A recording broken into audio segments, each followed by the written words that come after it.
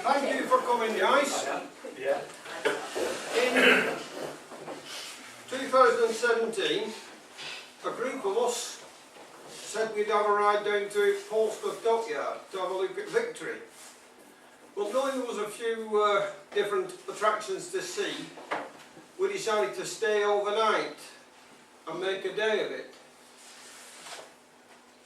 However, when we got there, we found that we couldn't possibly do it over a full day, so we needed to make a second trip. So we decided to do that, which we did in June, was it, last year? Yeah. Bill? So we took in the offerings. The first bit is the accommodation, which, if you look there, that is the Captain's Head Hotel. I'll just point it out to you. Has a bit of history to it.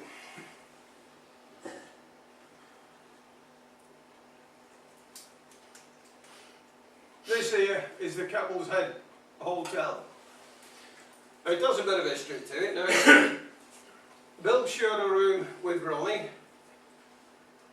and I shared a room with Norman. Want to know about it? Yeah, you didn't like my story. Brenda, being a woman, had a single room on her own, because 5 of us went down for the visit. The room that Bill and Ronnie got was, I think it was this one here, which had that nice bay window to look out of and got a good view of the harbour. However, the room me and Norman were in, this little window, which we had to step up to. So, as you can imagine, it wasn't quite as luxurious. Now, the hotel has a bit of history, as I said.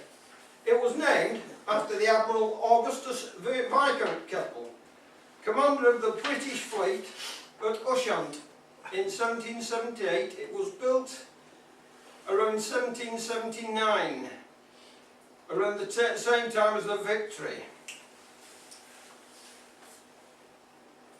The infamous Navy diver Buster Crabbe, if any of you know that name, spent his last night there before diving underneath a visiting Russian ship, and he mysteriously disappeared and turned up dead. So that was the accommodation, and that's a little bit of history that I've put together about that. I'm not drawn on any more about it. Right, the Victory, which is what we basically went down to see. So 104 gun, first rate ship of the line, launched in 1765. It was Admiral Keppel's flagship at Ushant, Admiral's flagship at Cape Spatel and Cape Vincent, but better known as Nelson's flagship at Trafalgar in 1805. It took 6,000 trees to build, of which 90% were oak. The rest were a mixture of elm, pine, fir and lignum vitae.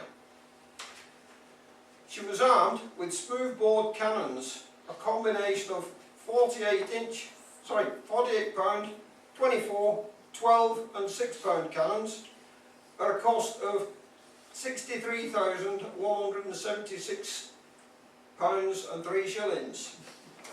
About 7.92 million today's value. During the building of a ship, it's customary to build the frame and then leave it aside covered for several months for the timbers to season. However, delayed as a result of the end of the 7 Years' War, Victory was left to season for much longer, which possibly added to her strength. When she was built at Chatham Dockyard, a cock-up by the head shipwright, one Hartley Larkin, titled Foreman Afloat, meant that she was built 9.5 inches too wide to exit the dock gate,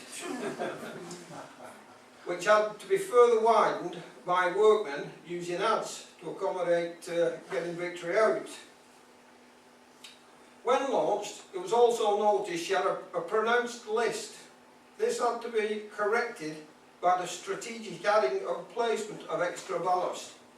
It was also discovered that she lay heavy in the water, meaning that her lower gun ports were close to waterline. Subsequent sailing instructions stated that they should remain closed in rough conditions, which was a considerable disadvantage when engaging an enemy in rough conditions. She had a ship's complement of around 800 men, including officers, marines, crew. Following Trafalgar, during the Victorian era, she was given up for scrap on several occasions, but saved by public opinion and henceforth remained in Portsmouth harbour, with a number of duties including harbour tender, school of telegraphy. During this period she had numerous visitors and was something of attraction.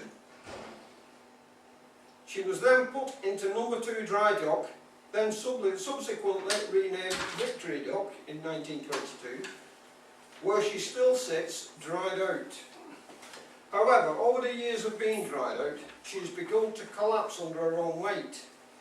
So she now sits with further support to preserve her for the nation. She now stands as one of the nation's museums. She is still the home of the first Sea Lord, which means that she is the oldest warship still in commission, and as such she still has a captain. We'll look through the photographs now. That's the stern, obviously, of Victory. A side view of Victory. Another side view of Victory. The entrance cut in for visitors. Now that was a look down the gun deck at the entry level. Now that was flash photography, and I was subsequently told or asked not to use flash. So some of the other photographs might be a little bit dark. That is from the same position, just looking the opposite way. That's looking towards the aft.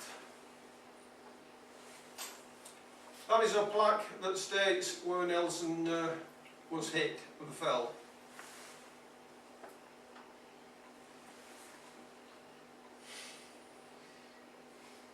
Helmsman's position. This is the aft cabin, which was either captain's or admiral's. Quite grand if you look. You'll notice that there are still guns in these quarters to maximise the deck space, if you like, to add guns. Again, the helm.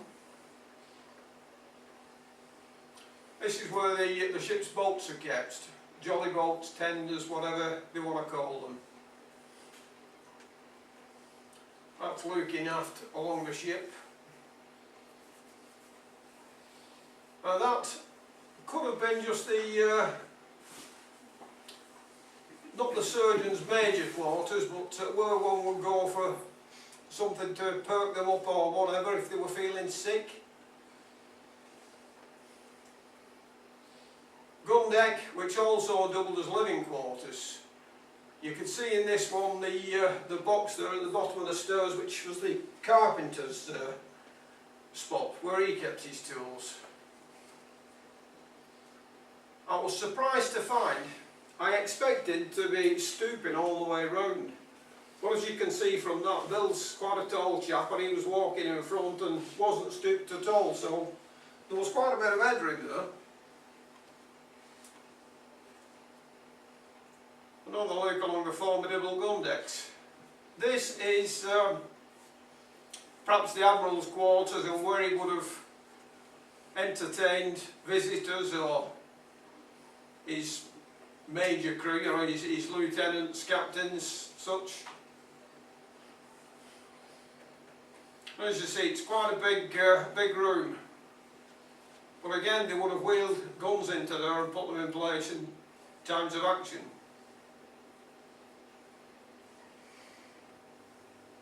Capstan. they would have used that to raise and lower the anchor, but obviously below decks. Galley, where I'd probably be stood. Again, another part of the galley, shot of the galley. As I said, these were living quarters, all with the guns, and the crew would be expected to live there. They'd sleep there, they'd dine there. That would be where they lived. So quite cramped.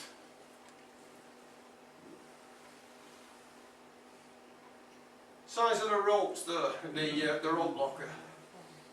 Hell, I was surprised to see the size of those ropes. Ronnie was just saying over 100 men to raise the anchor. Probably fit you just to raise the rope. Yeah. Another nice flag in it. Really nice flag, yeah. So that was Victory, and there's another shot of her from the front. The Admiral himself, his figurehead or bust on the hard standing there. And the next shot is pretty ironic.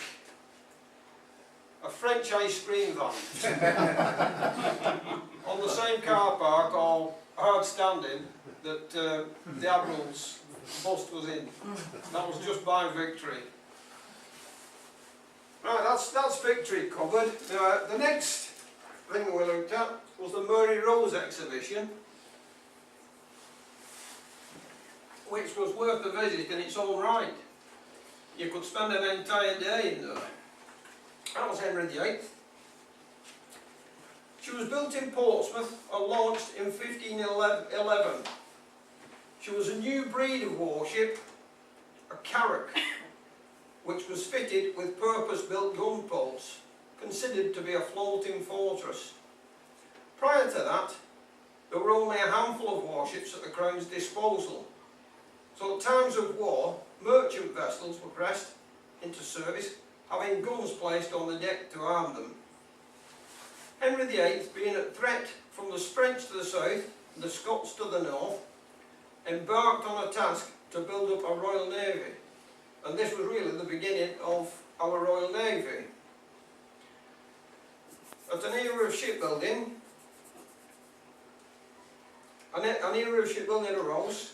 This included two major ships, the 400-ton Mary Rose, believed to be named after his favourite sister,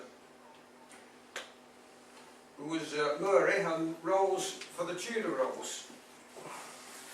And the smaller 300-ton sister ship, Peter Pomegranate. Now there was a question on the chase a few weeks ago about the Peter Pomegranate, and even the chaser wasn't aware of it, just guessed at the right answer.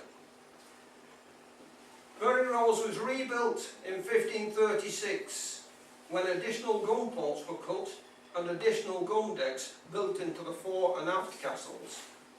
These modifications had an effect on the ship's stability and are considered to be a major factor in the ship's demise.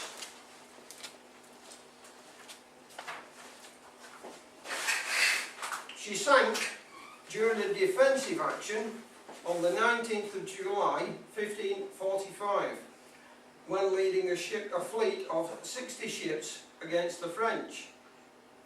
She sank in the Solent at around 40 feet of water, resting in silt at around 60 degrees on her port side.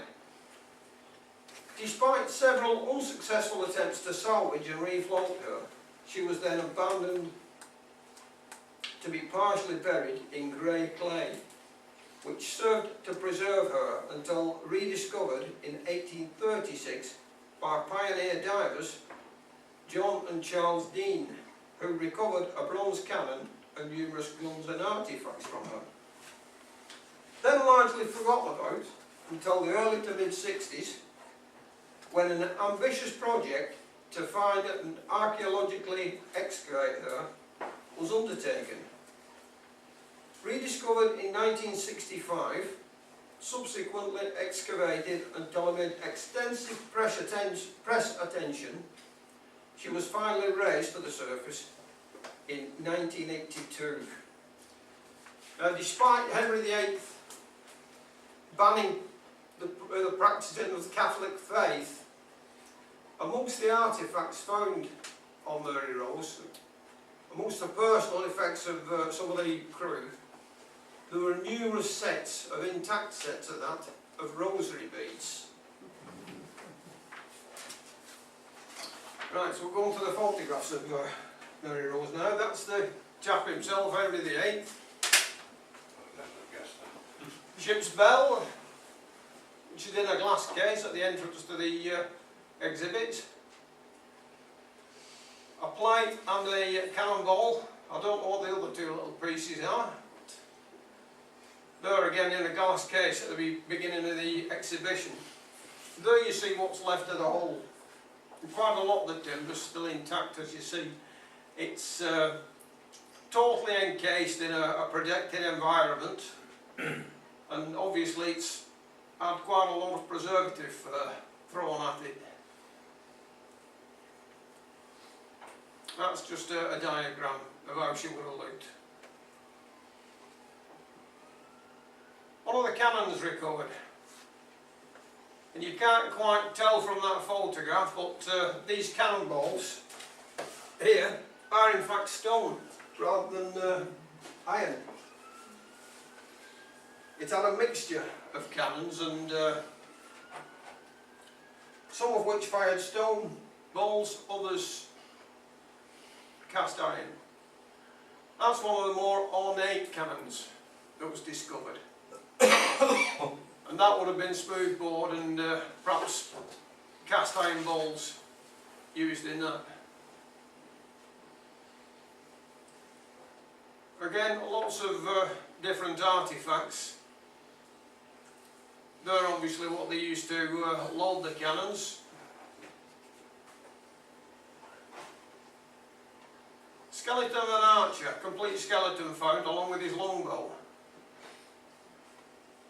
The collection of longbows found on Mary Rose are the earliest longbows still in existence and still intact.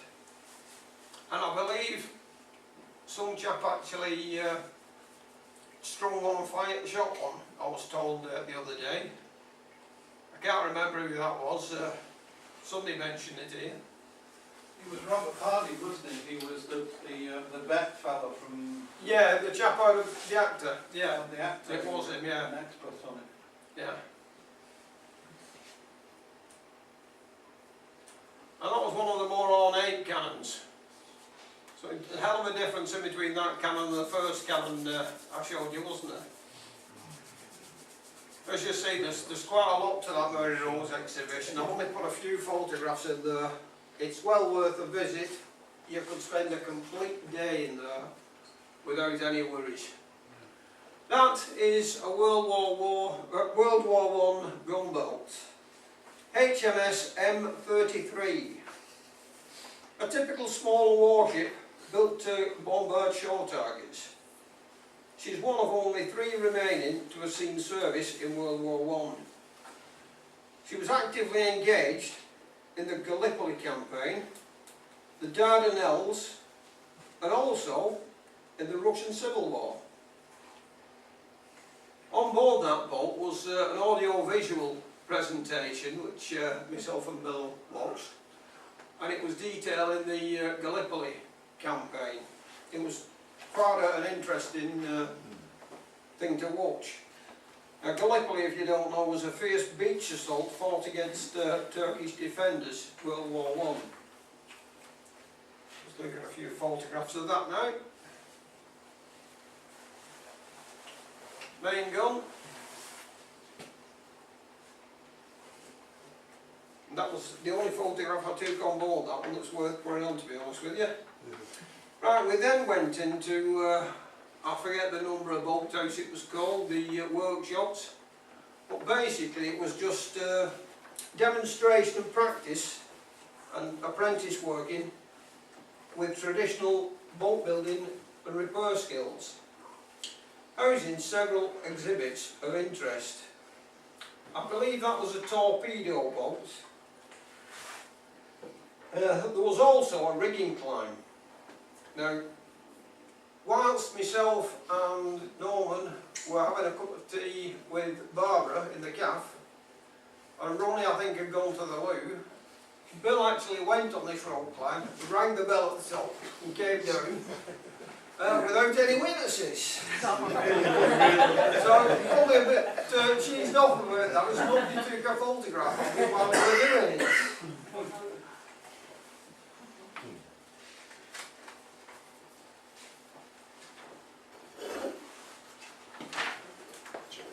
Well, they got a few photographs from in that workshop.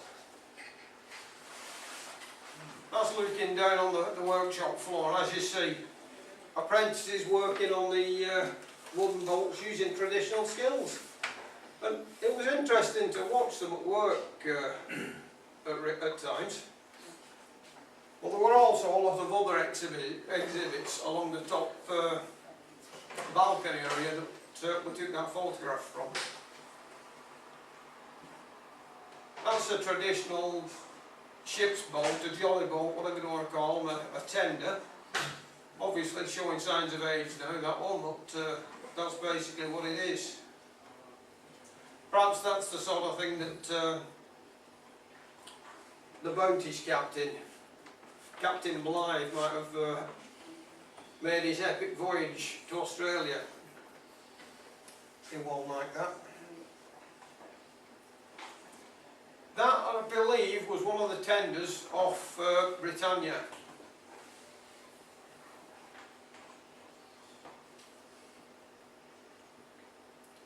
These bolts are actually hung in the air above the areas where people are working. As you can see, they're just on these cantilever bars here. So, quite precarious, really.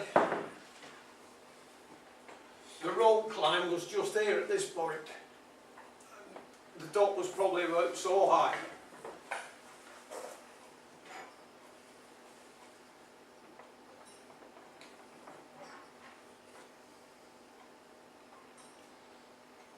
That's Norman trying to decide what he was going to have with his cup of tea.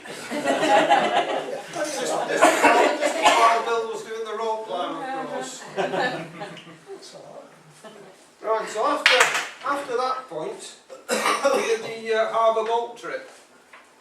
All these trips and all these exhibits, by the way, were covered under the one ticket, the entry ticket. Was it £18 each or £24 each? 25, Dave. Pardon? 25. £25 each for the entire trip. Also, with them being gift aided, you get to use them again within 12 months.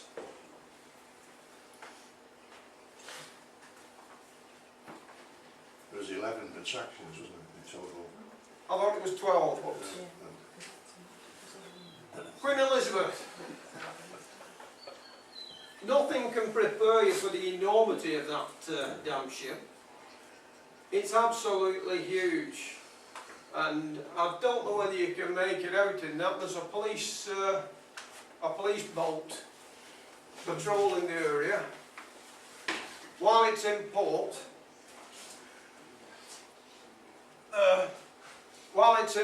there's always a police presence, obviously for fear of any terrorist attack. She's the latest addition to the fleet, 280 metres long, 65,000 tonnes. She's 3 times larger than any previous British warship. At a cost of £4.9 billion. Designed to carry up to 40 aircraft, including the F-35B fighter jets, which are obviously American and upset a few people that they're having American planes on this rather than English. But I don't suppose it's particularly suited to the Eurofighter Typhoon. She's powered by 4 large diesel generators, driving electric motors for propulsion. That's under normal operations. At times of multi-extra power, she's boosted by 2 Rolls-Royce MT-30 gas turbine generators. That's when extra speed and operations require. She has a range of 10,000 nautical miles. flight deck you could park 80 double-decker buses. 16,000 square metres. Now she was built by 3 different companies, the Queen Elizabeth. It wasn't all put out to one company. She was built in sections in 6 different boat yards and put together from where she was launched. Currently, her sister ship is being built, presumably on the same sort of scale, and that's going to be called the Prince of Wales.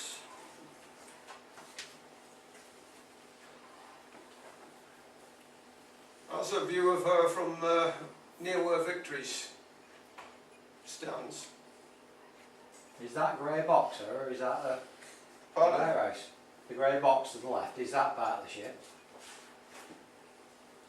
Yeah, it is, yeah. Not there. No, to your left, to your To left. the left, yes. That. It's the There? back end, yeah. Is that the That back is end? the ship. That is the ship, wow. Yeah. We come like a warehouse. Yeah. There to there is actually the stern of the ship. The corner's sort of there, Oh right, I've got it, yeah. forward. We're also saying that while she's enclosed, the dials are down 24/7, all the time. The whole, never stops. As you can see. That's as part, similar to the police presence. Yeah. Just in case the Russian bust Yeah. the crabs there. That's a view looking up at the bow. As I say, nothing, these photos don't do it justice, but nothing can prepare you for the enormity of the damn thing. It's absolutely huge. Now that is a Type 45 destroyer. Some details about that here. 12 of these were originally commissioned, but subsequent cuts reduced that number to 6. It's the most advanced warship of its kind. Cost a little over £1 billion to build. Has a displacement of around 8,000 tonnes, a range of 7,000 nautical miles at 18 knots, a crew of around 190, but she has accommodation for up to 285. She's 152 metres long. She has a top speed of over 27 knots. She's powered by 2 advanced gas turbine engines. Main armaments: 6 vertical missile launchers. She carries 48 advanced computer-linked with Doppler radar missiles. She has one 114mm, that's about a 4.5 inch shore bombardment gun. That'll be this one at the front here. She has 2 30mm guns, and she has provision for 2 close-in weapons systems. She houses 1 helicopter carrying anti-aircraft missiles or anti-submarine torpedo. You'll notice she has a designation of D137. And if I were to zoom in on this point here, you'll see that she's the HMS Duncan, which was the subject of a fly-on-the-wall documentary type series done by the BBC a few weeks ago called Warship. I'll carry on from that. That's an older destroyer that's in there for decommissioning, now that we've got the Type 45 out. That's a frigate. Not to forget that this is actually a commercial port as well, and that's a ferry that probably goes across to the Isle of Wight. Spinnaker Tower.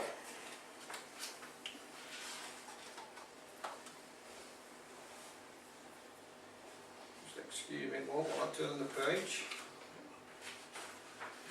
Originally to be called Millennium Tower, but was completed extremely late. And a number of times over budget. Embarrassingly, at the opening official opening ceremony, several local dignitaries, when travelling up the tower by lift, were stranded for a number and stuck in the lift for a number of hours when the lift malfunctioned. It was then had to be closed for modification. This is at the official opening. Well, that's the Spinnaker Tower. It's quite an impressive tower, but it cost them a lot of money. HMS Warrior. That was the next major warship we visited. She was laid down in 1859 and launched in 1860. She was the first iron-hulled battleship built for the Royal Navy, called Warrior class. She had 40 guns and was crewed by a complement of 705. She was the fastest, biggest and most powerful warship afloat. She had a top speed of 14 knots. She was powered by both sail and steam.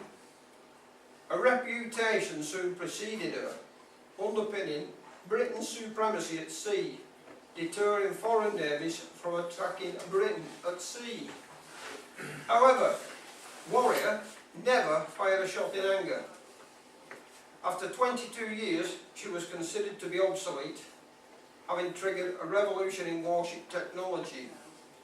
She was then used as a depot ship, fuel jetty and school ship. And she still lies in Portsmouth afloat. You can actually hold weddings on that ship, believe it or not. It's quite an impressive ship, is it not, Bill? The rest of it is on its own, isn't it? Yeah. That's looking up on the walk up to the gangplank. A look along the deck. Main gun at the bow. I wouldn't like to be responsible for firing that if it was slightly off centre there, would it? It'd certainly make for a bad day with the rigging, wouldn't it? And certainly, if fired in that position, would hit the bowsprit.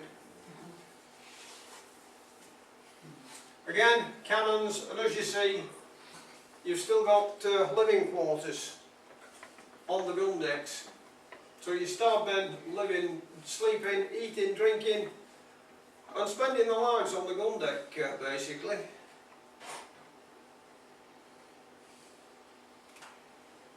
Again, another view of the gun deck. A little bit more spacious than the Victory, but still, them cannons are all firing at the same time. It's going to be quite a busy situation. That's the helm position and a gun rack, obviously for the Marines. And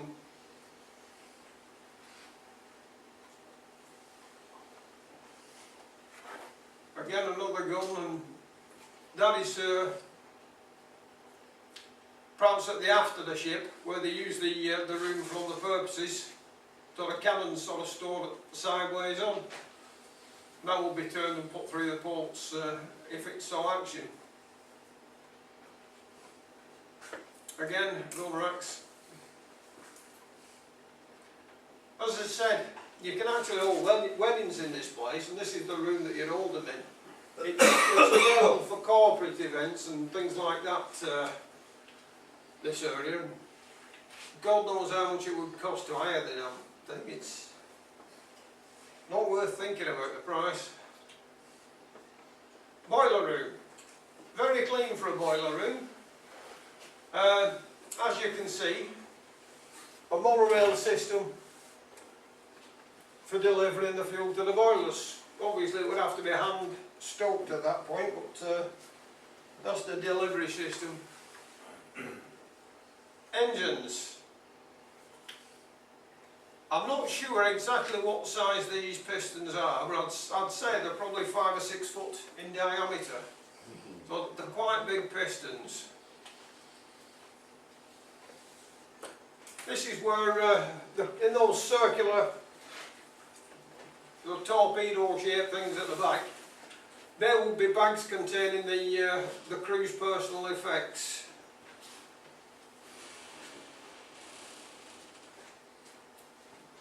Bill standing by the gear, and as you see the gear is very heavy, similar to the gear on the Victory, all very heavy gear.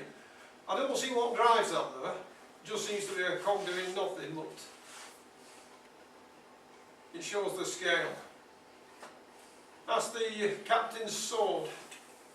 So it would seem the captain was still supposed to carry a sword, and if in surrender, he'd give that up to the captain of the boat taking over.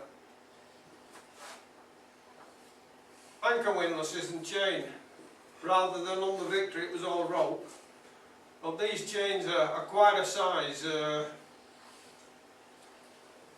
Just trying to work and see, I think the metal bar that the links would have been made out of would have been about 4-inch diameter, if not bigger. Ronnie stood by the brig. She's where any wrongdoers will be sent. And in the next shot, proving that there is room to swing a cat. I don't know why that's got in there twice. I should have taken one of those out. And finally, that's the captain's sword close-up. So there we have it. That was our first day's visit. So at this point, if pies are something like ready, guys, How's it done? that's a good point to take a break, and we'll concentrate on the second visit after we've got our pies.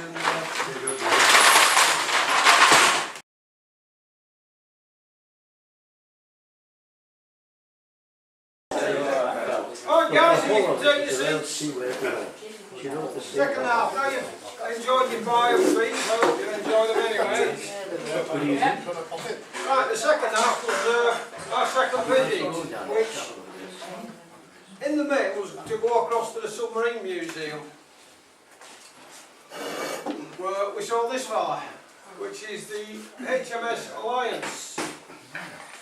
Built in 1945 towards the end of World War II, she is the only remaining example of a World War II submarine.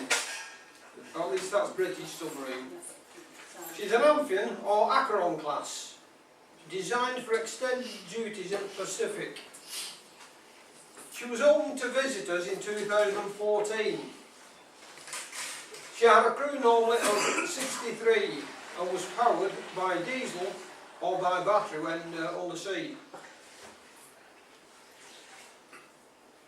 She had a top speed of 10 knots and remained in active service until 1973, which is quite a long time, and it was getting quite a bit obsolete at that point.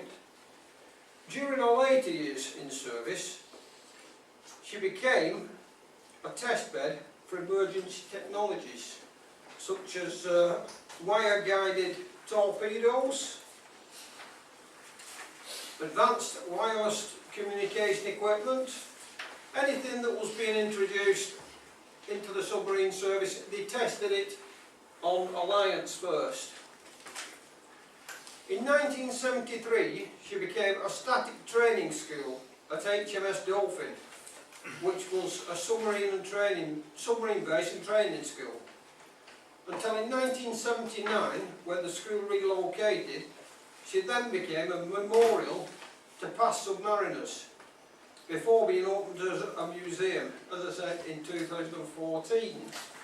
I'll take you through some photographs on Alliance. That was a view looking from the entry where we entered forward. Obviously the bow plane and the remainder of the bow. Inside, just inside that door, we saw the torpedo tubes, and Bill hiding behind that pillar. Another closer view of the torpedo tubes. As you can see, it's all pretty complicated inside there. I don't know how these guys work with all that lot. That's crew quarters. The lower ranking crew you were, the worse the accommodation was for you. This was for the basic seamen, the submariners, the entry level crew, if you like. That was where they ate. Some of them may have slept there, but that's basically where they ate. And that is where they slept, walking along the corridor of the submarine. So as you see, there's not a lot of privacy there, not even out the way of ordinary operations. There you can see, if you look through the floor, at the battery bank. Just what I threw in there, it's nothing specific, only the batteries. If you were a little higher ranking, then you had slightly more spacious quarters. Now, you slept in the same quarters that you ate in, obviously, but you had that little bit more privacy than the lower ranks. Higher ranks still, you get, if I can get to it, I seem to have skipped a few here. Higher ranks still, floors on the thing, but quarters are a little bit more comfortable, obviously for fewer people.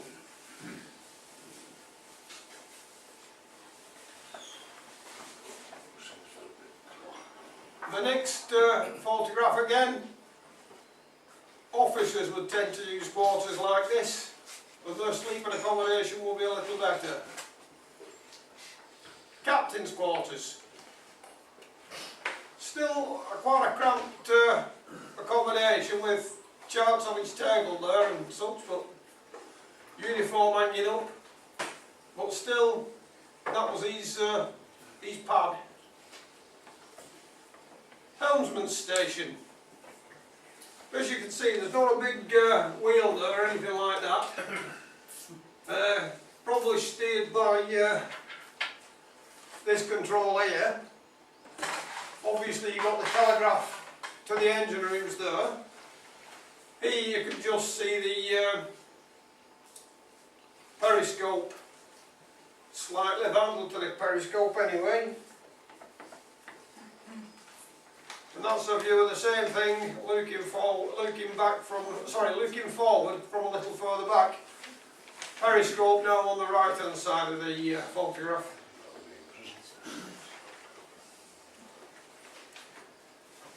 Navigation station. As you can see, it's pretty cluttered, but he has a desk there where he's got his sliding rule and dividers. We mentioned emerging technologies and wire-guided torpedoes. This is one of the bits of kit that were introduced for that. Just how it worked, I don't know, but it's just a bit of the kit.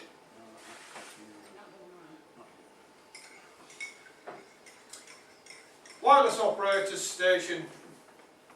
As you can see, quite complex equipment in there. Another view of it. Quite cramped, but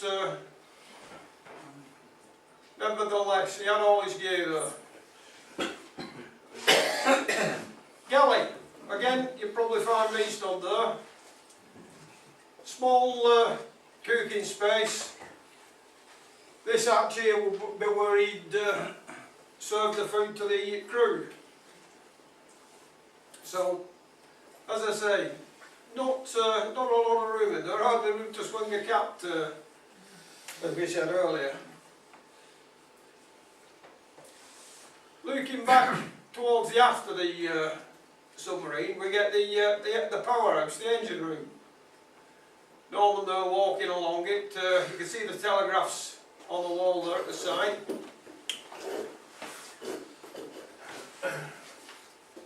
These would be the tops of the main engines. You get the electric motors which would double up as generators when the engines were running. Again, looking forward along the engine room. So quite a big space. A big part of the ship. Torpedo. You've got a cut down torpedo room, or torpedo there, showing the innards of the torpedo. That is towards the aft of the ship, and that's the stern torpedo tubes area. Again, they're the torpedo tubes, and just whose lunch they're launching there, I don't know. That is the stern tubes. As I say, I don't know who's, it looks like a pack of beer, doesn't it? Really does. Step out of the submarine, and you look back, and you see the props, the steering gear, and the planes at the back there. Another look at the steering gear and planes and propellers. Also, you can see where the tubes emerge, the torpedo tubes there.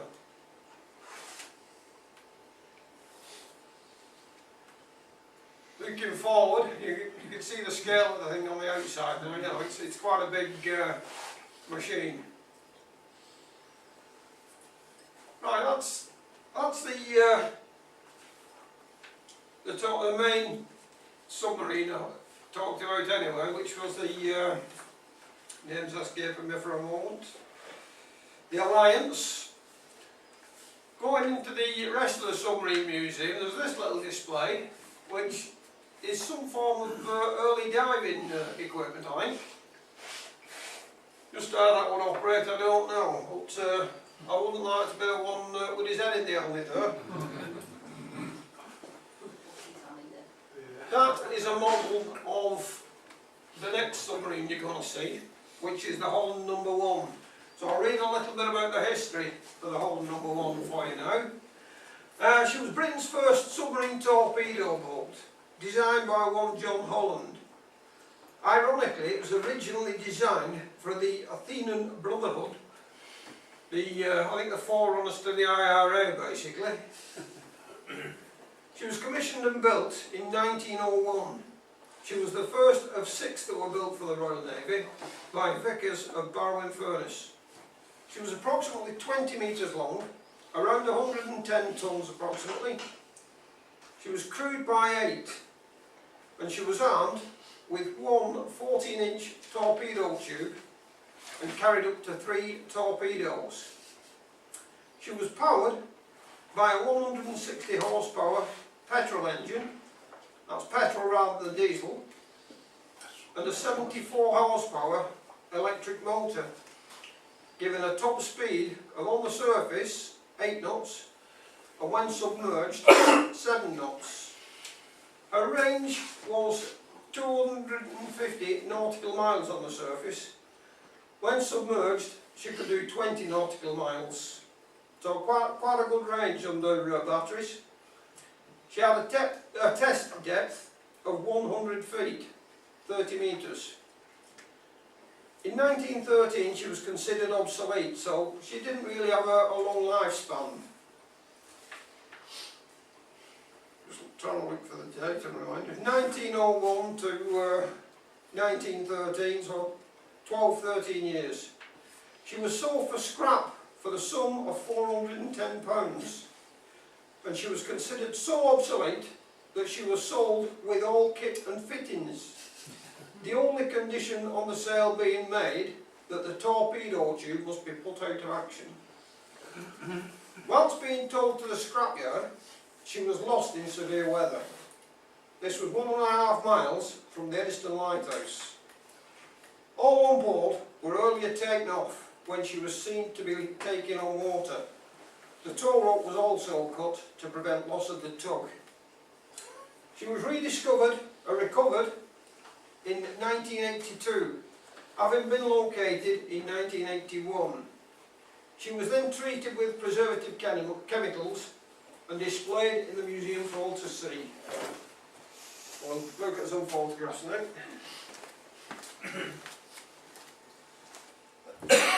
It's just a plan of how she would have looked and been manned.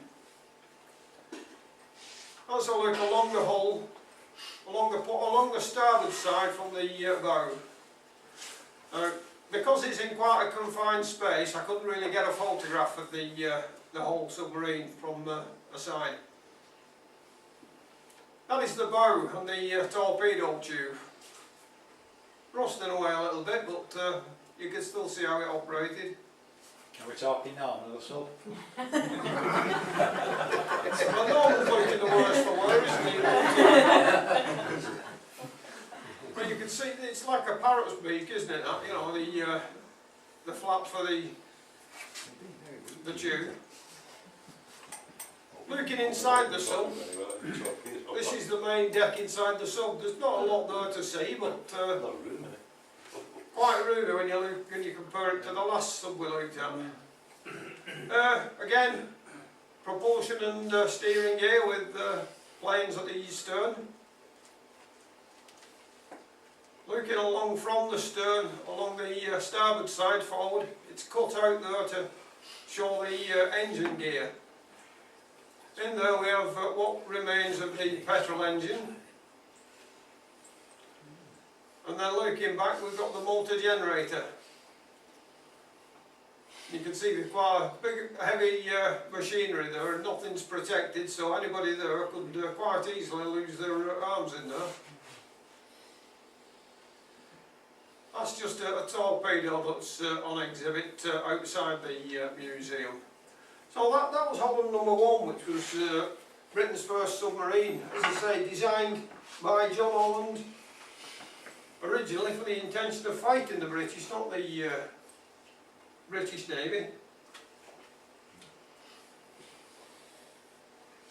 Moving on, we went back across the water, back to Portsmouth. This was all in Gosport, this by the way, the submarine museum. We had to get on a ferry across to Gosport to see that. Go back on the ferry and across to the main dockyard. We went into the Battle of Jutland exhibition, which was this area here. I'll not go on a lot about this. The Battle of Jutland, First World War, not a decisive battle in itself. Both sides claimed victory.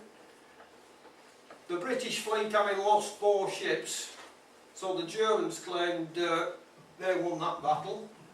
On the other hand, the Germans didn't come out of port again after that, so the British fleet achieved its objective in stopping the Germans coming out of port and going into the North Sea.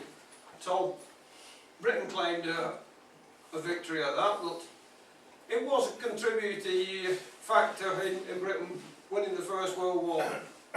The Germans were cut off at sea from the North Sea there. Well, that's looking into the museum. In there you see models of all kinds of ships that would have been present in the Battle of Jutland. I couldn't say what ship is what. That's probably a dreadnought. It's a German one, that Dave. Pardon? That's a That's German one. well, that shows how much I know about the individual ships, doesn't it? But as I said, there's different ships, all models, and then we came out of there. We also we touched on the National Museum of the Royal Navy, which we didn't go into in a great deal, but this was parked outside, so we had a quick look at that. There was also, if we decided to go to it by water, we'd have had to take another ferry to go to the Naval Firepower exhibition, which we didn't actually bother going to. We gave that one a miss. There was also another big exhibition where I think it was called the Propulsion Hall. We went in there, we had a look at the different modes of propulsion. I'm not going to show any photographs or anything like that of that area. We then went back to Victory. Now this time it was red hot. I was absolutely knackered at this point, and so I didn't go into Victory at this point, and the other guys did. They suffered when they went in, it was that hot below decks. I decided to go and have an ice cream instead. of victory. You got a photo of the ice cream? No, but I bought it from the French ice cream van. And this is what I was looking at whilst the other guys were in victory. This was a demonstration of Tudor shipbuilding methods. You can see here the tools I mentioned before, adze, which are what they used to widen the dockyard when Victory was launched, when they couldn't get it through the gate.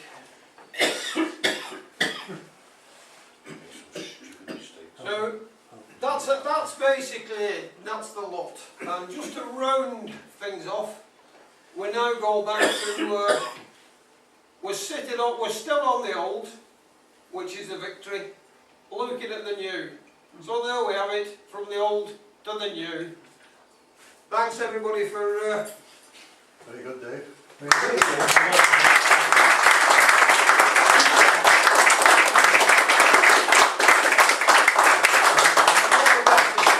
I'll get your interest. Very good. Well worth the money. Well worth the money. Could we show our appreciation to the galley slaves as well? Oh, yes.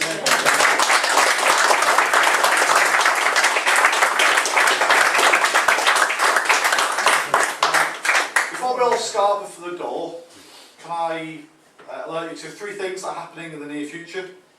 We've got a work party this Saturday, where hopefully we'll tidy up the boatyard a bit more and even look at painting here. It's not been decorated for a while. We've got the AGM on Monday, commencing at 8 o'clock. And we've got Dave and Deanne's famous quiz on Wednesday the 20th of March. At 7:30. Very good. 24th, isn't it? Is it? No. No, it's right. Yeah. Whatever the Wednesday is. It's the Wednesday. 3rd Wednesday of March. What's the date? Whatever the date is. The 3rd Wednesday. I'm not sure. That's it. Thank you for your indulgence tonight. Very good. See you soon. Yeah. Thanks, David.